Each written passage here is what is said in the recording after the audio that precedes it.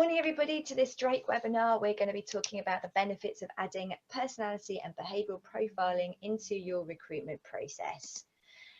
So today's key topics are going to be gaps in your recruitment process, cost of hiring, the effects of poor hire on your culture, the core benefits of adding a personality and behavioural tool to your recruitment process. We're going to introduce you to our Drake P3. And we're going to go through what the Drake P3 measures. So before we look at why adding a personality profiling tool to the recruitment process is important, we need to look at your current recruitment process to see if there are any gaps or any holes in it. So when you go to recruit, are you finding the right people? What's your success rate? What's your interviewing and evaluating process like? Do you look at skills and experience and then make hiring decisions, or is there an element of personality that comes into play here?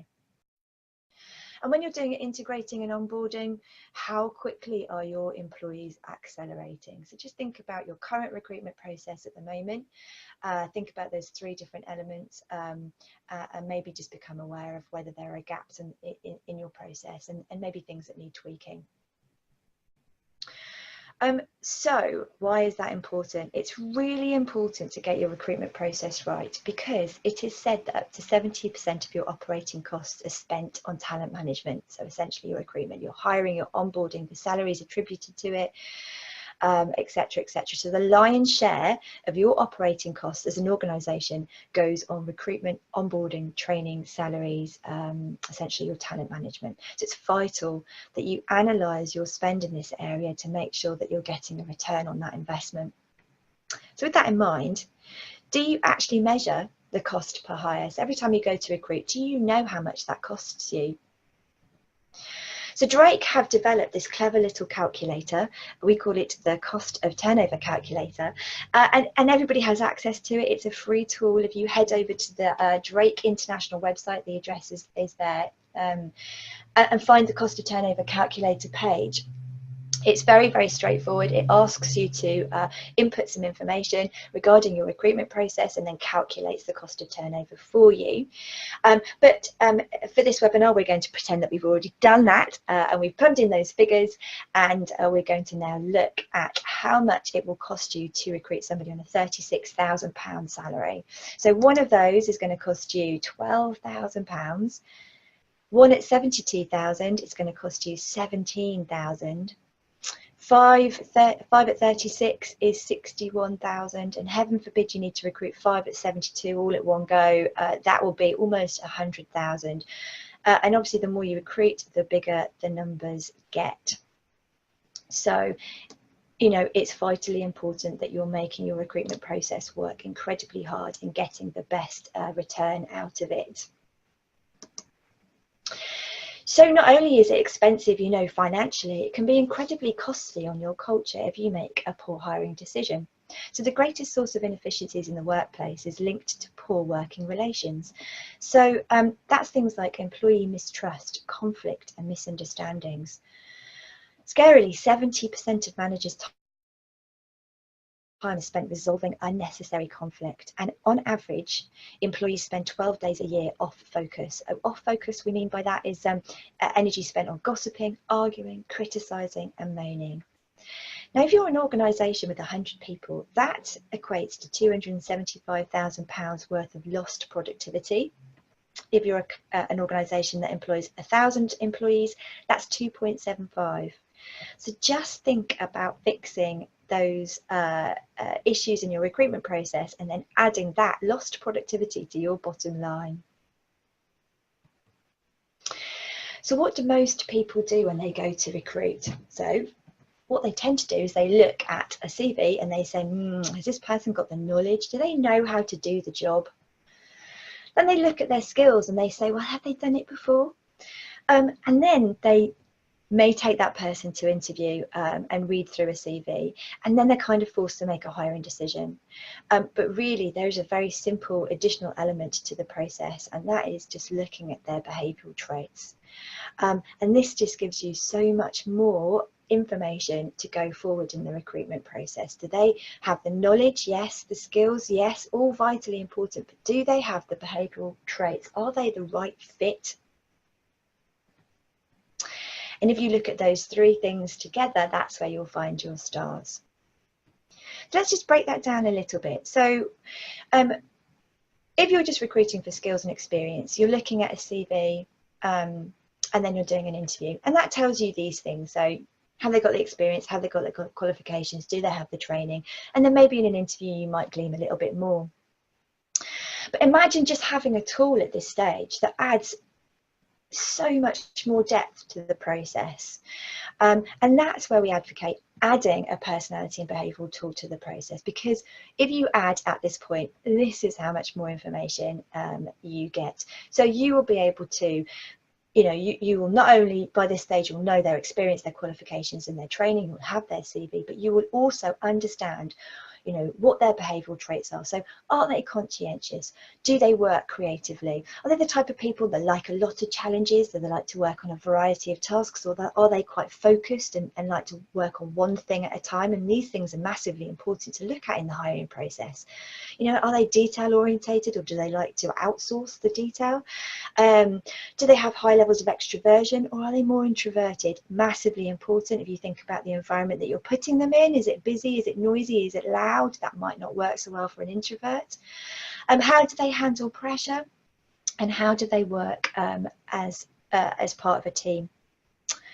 So having all of this information just makes you much more informed when making a hiring decision.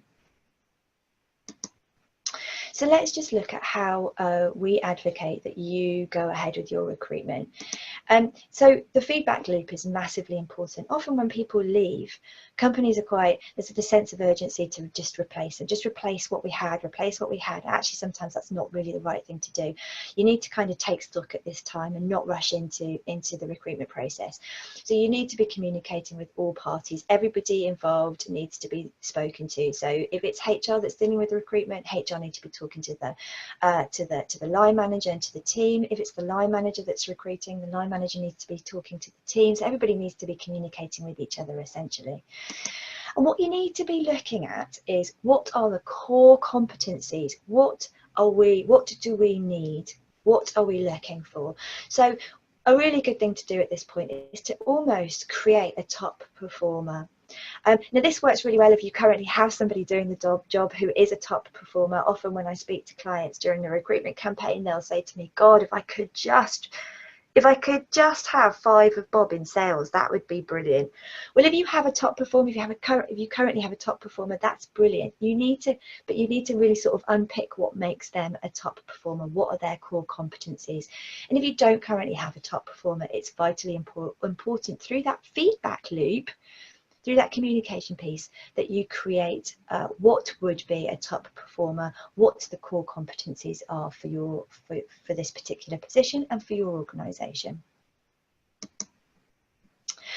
So yeah, can you imagine the value of taking time to create your top performer? And if that is for you, Bob, in sales, then yes, it's quite clear what the value of recreating Bob would be, but it might just be just taking that time, that feedback loop, and taking that time to create that top performer profile. So let's look at the core benefits of adding a personality and behavioural profiling tool to your recruitment process. So basically it predicts how a person will work. Will they work diligently? Will they work intelligently? Will they be cooperative?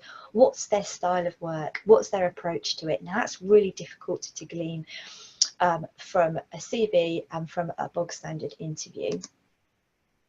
So personality assessments are race and gender neutral. Anybody that knows anything about recruitment knows that biases come into play, and adding a personality assessment to the process just mitigates that. It builds a robust interview process. It is so massively helpful, and we'll talk about that later on in the webinar, about how P3 specifically helps you in the interview process. And you know, mismatching of personalities can contaminate a workplace quickly.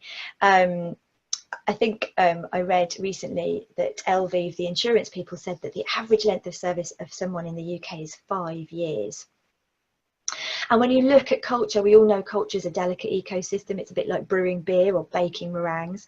You know, one tiny element can spoil a batch very, very quickly. And if you think you've made a hiring decision, you potentially might have to live with that for 5 years. So we advocate that you take a more holistic approach to the recruitment process. So that's look at knowledge and experience and skills, behaviour and characteristics, personality and communication styles. There's far more required when making hiring decisions than just looking at knowledge and experience. So this is why we recommend you introduce a personality and behavioural tool to your recruitment process. And this is ours. We call it the Drake P3. So let's look at what the report shows. It's a tool that creates a 3D image of a candidate or an employee. And the report measures 4 primary traits. So it's a prediction of job performance. It shows a candidate's preferred communication style. It shows their motivators and demotivators, but it also shows their learning styles. And over the time that we've been delivering P3s, it's been judged 90% accurate by 96% of its participants. It's got multiple uses. I mean, for this webinar, we're only talking about the recruitment process, but you can incorporate it into your onboarding and team and staff development. So it's a tool that can be used throughout the employee life cycle. And the report creates a 13-page report survey, and this image here is the front cover of the Drake P3. So let's go in to see a little bit more about what the P3 shows us. So the report measures these 4 primary behavioural traits. So we've got dominance, extroversion, patience and conformity. So now for a little bit of science, just to explain how it actually creates the report. So during the survey, the candidates asked about 100 adjectives that best describe themselves and how they would behave in any number of situations. The responses are then processed through 14,000 statistical calculations, and this then builds a unique profile based on a combination of the 4 primary behavioural traits, so a combination of all of these together. So what does that all mean? So back to the front page of the profile. So you can see the 4 behavioural traits here. So dominance, extroversion, patience and conformity, and we all fall somewhere within these traits. So this is the midline. Anything above is a high trait. Anything below is a low trait. So we all have elements of dominance, extroversion, patience and conformity.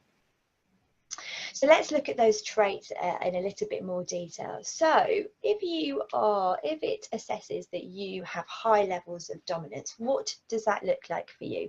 So you are a driving, risk-taking, results-focused, concerned with getting the done, you're competitive and goal-orientated. So you're the sort of person that would want to lead a project rather than be a team member. But if you had low levels of dominance, that would mean that you would be cooperative, composed, mild-mannered, modest. You would be far more the team player rather than the leader. So if you have high levels of extroversion, you're going to be outgoing, friendly, sociable. You prefer large groups. You're very talkative, can be persuasive, normally upbeat. If you have low levels of extroversion, you prefer to work in smaller groups, you're private, you're reserved, you're thoughtful and reflective. You need quiet time alone to re-energize. So that's somebody with low levels of extroversion. And the patience trait, so someone with high levels of patience, they are going to be easygoing. They may seem passive at times. They're very stable. They're consistent, a little bit resistant to change, incredibly good listeners. They're forgiving and compassionate. But if you have low levels of patience, you're very reactive, you work very fast, you're action dominated, you work well under pressure. So as I'm going through these traits, I'm wondering whether you're imagining some of the people that you might be working with, and that's great if you are. And I'm also hoping that you're thinking about how relevant this information would be during a recruitment process. So essentially, somebody with, if we take patience for example, somebody with high levels of patience would work really well in maybe a customer service role, where dealing with customer complaints or customer inquiries is the main is the main requisite for the position. So somebody with a high level of patience, who is able to dedicate a lot of time to the client, to the customer, who is a really good listener. You know, this is really valuable information for you to know in the recruitment process if you are recruiting for somebody in a customer service role. Whereas maybe somebody with low levels of patience would need to work in a very fast-paced environment. So maybe they might be better in a telesales environment. And just going back to the other traits, dominance and extroversion, we know, because we've seen so many P3s now, we know that when we're looking for really good salespeople, high levels of dominance and high levels of extroversion are something that we look for. So, you know, really valuable data. So that's the patient's trait. So going on to the final trait, that's conformity. So these people are systematic, they're accurate and precise. They're normally very well organised, they are thorough and ethical. They're normally the people that know where all the manuals are for things.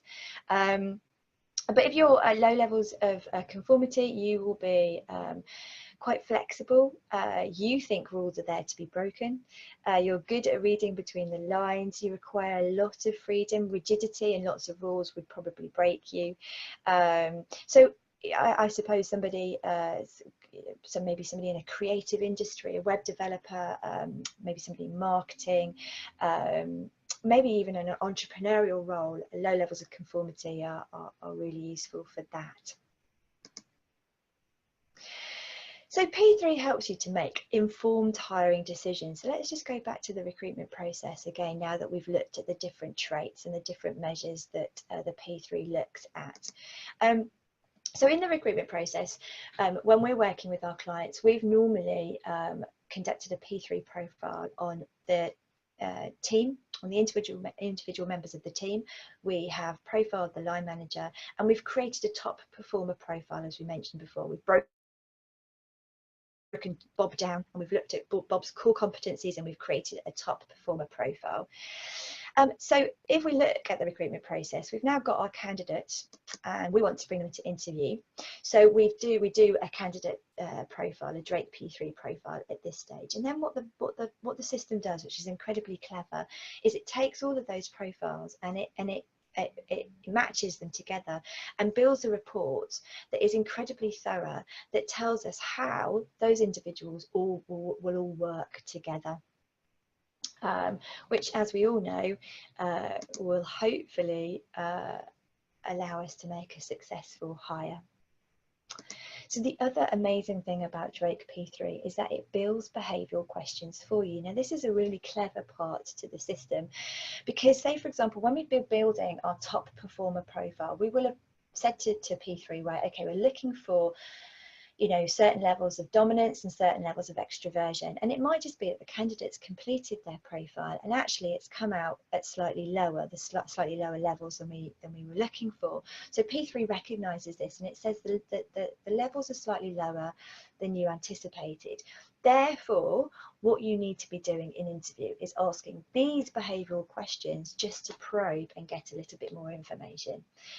Now that's massively beneficial for the interviewing process, and it's also really important to kind of say at this point is that we're not advocating that then if the profile doesn't match what we wanted, if the levels aren't quite where we wanted the levels to be, we don't advocate just taking that candidate out of the recruitment process. We don't say at that point they're not right.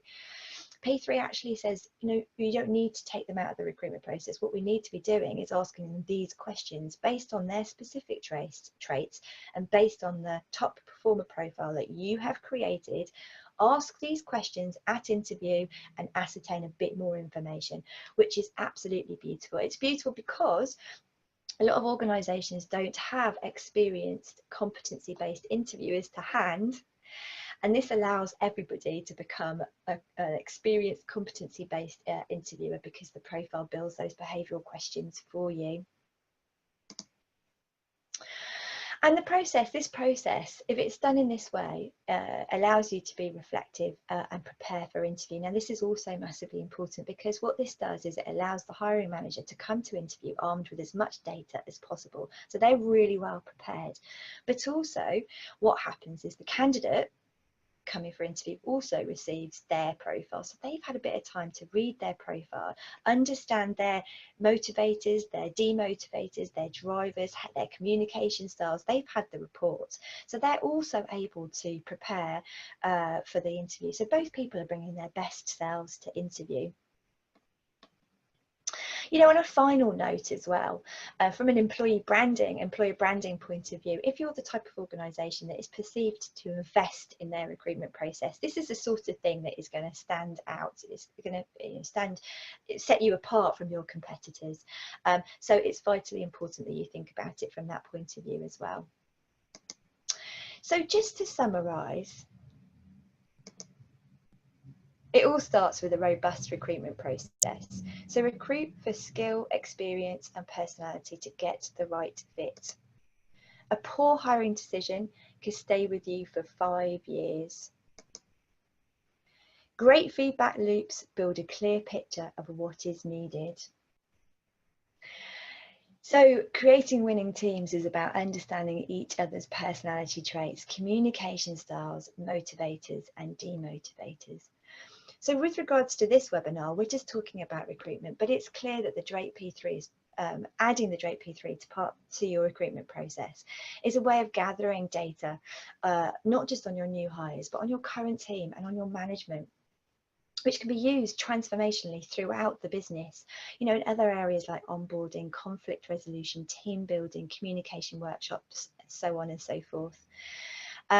So if you just take the onboarding process as an example here, so we already know that we've profiled people and we know that we've just hired somebody who has high levels of extroversion. You know, to onboard a person with high levels of extroversion, the worst thing that you can do is stick them in a side room and ask them to go through a PowerPoint presentation that goes over the history of the organisation since day one. You know, that's going to disengage them immediately. They are sociable, connected creatures, and so you can create an onboarding process that basically engages them quickly, and as we all know, if you engage new hires quickly, they are productive more quickly and therefore more profitable. So just to leave you with this staggering stat, the last stat of the day is 87% of people who leave their organisations or their team do so because of personality conflicts, not capability.